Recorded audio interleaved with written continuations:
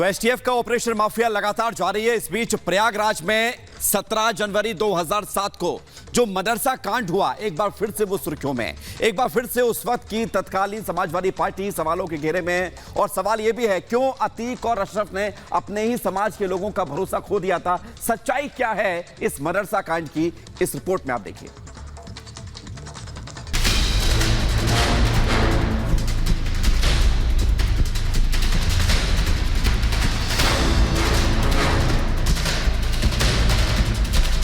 अतीक और उसका भाई अशरफ मिट्टी में दफन हो गए, लेकिन अतीत बने माफिया भाइयों के गुनाहों की निशानियां आज भी जिंदा हैं। चीख चीख कर हर एक निशानियां अपनी दास्तां बयां कर रही है। एक बार फिर प्रयागराज का मदरसा कांड सुर्खियों में है।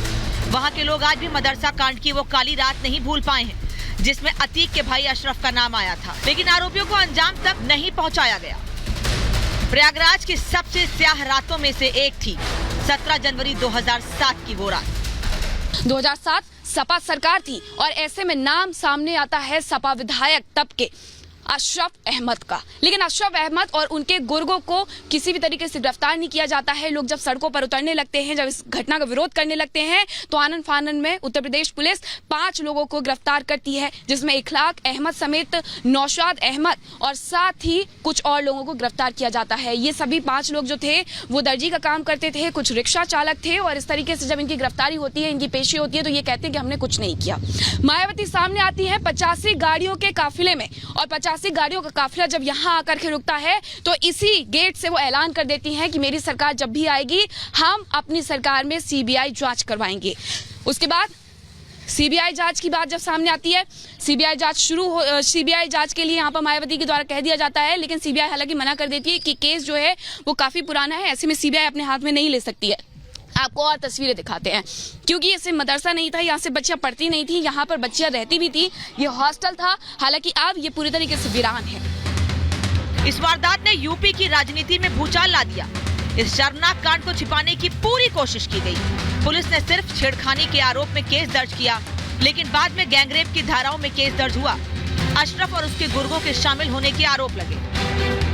2007 जब मदरसा कांड होता है, उस वक्त सरकार थी मुलायम सिंह यादव की। ऐसे में मुलायम सिंह यादव पर कई सवाल उठे कि उन्होंने अतीक और अशरफ अहमद को बचाने के लिए इस पूरे कांड पर किसी भी तरीके से कोई भी यहाँ एक्शन नहीं लिया। जबकि वो यहाँ आते हैं प्रयागराज में, कुंभ में स्नान करके जाते हैं, लेकिन ना इस मदरसे तक आते हैं और ना ही इस मदरसे के कांड में जिन बच्चियों के साथ अन्याय हुआ था उन बच्चियों से या उन बच्चियों के परिजनों से मुलाकात करते हैं। इतना ही नहीं, वो अपनी सरकार के एक मंत्री को यहाँ पर भेजते हैं, एक नेता को यहाँ पर भेजते हैं, और उन बच्चियों को 5 लाख रुपए का चेक भी यहाँ पर दिया जाता है। जिस मदरसे में 50 नाबालिग बच्चियां पढ़ती और रहती थी, उस मदरसा कांड के बाद मायावती ने ऐलान किया कि उनकी सरकार आई तो सीबीआई जांच की जाएगी, जिससे सरकार बैकफुट पर आ गई। आनन फानन में पुलिस ने खुलासा किया और 5 लोगों को गिरफ्तार किया। ये मदरसा जिसे अब ताला लगा हुआ है, इस मदरसे के दरवाजे पर 17 जनवरी 2007 को दस्तक होती है। 3 बंदूकधारी दस्तक देते हैं और अंदर आवाज आती है कि कौन है आखिरकार गेट पर। तब उनसे कहा जाता है, अंदर से जिसकी आवाज आती है उस संरक्षक की, कि जो भी है अंदर से दरवाजा खोल दे। 3 बंदूकधारी इस मदरसे के अंदर प्रवेश कर जाते हैं और उस जगह जाते, उस हॉस्टल में जाते हैं जहां वो नाबालिग बच्चियां सो रही थी, क्योंकि रात का वक्त था। और ऐसे में उन बच्चियों को मजबूर किया जाता है कि वो अपना चेहरा दिखाएं।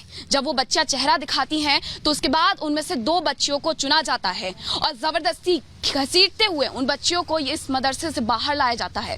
इस मदरसे के बाहर 2 और लोग पहले से मौजूद होते हैं। वो लोग इन तीनों बंदूकधारियों को यहाँ पर मिलते हैं और उसके बाद लगभग यहाँ से 200 से 300 मीटर दूर वो जंगल है, वो नदी का एरिया है, वो नदी का इलाका है, जहाँ पर इन दोनों बच्चियों को ले जाया जाता है।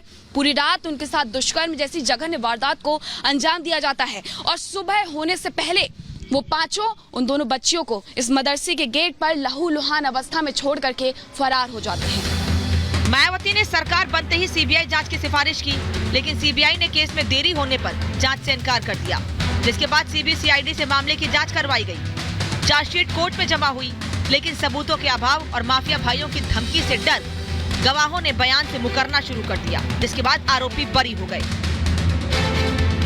पंचायत होती रही और अशरफ के लिए ना कह करके उन लड़कों ने कह दिया नहीं उनने कुछ नहीं किया, हमने किया। लेकिन लड़कियां कह रही थी नहीं, ये भी शामिल थे।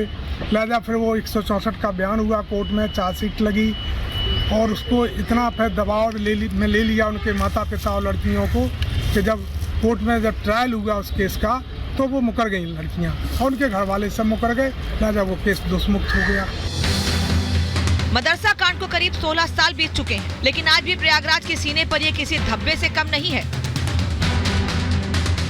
सवाल अभी वही बना हुआ है कि आखिरकार इन 5 लोगों ने अगर इस घटना को अंजाम नहीं दिया तो कौन वो लोग थे जिन्होंने इस घटना को अंजाम दिया, और वो बच्चियां कहाँ हैं, वो परिवार कहाँ हैं जो इस दर्द से गुजरे हैं।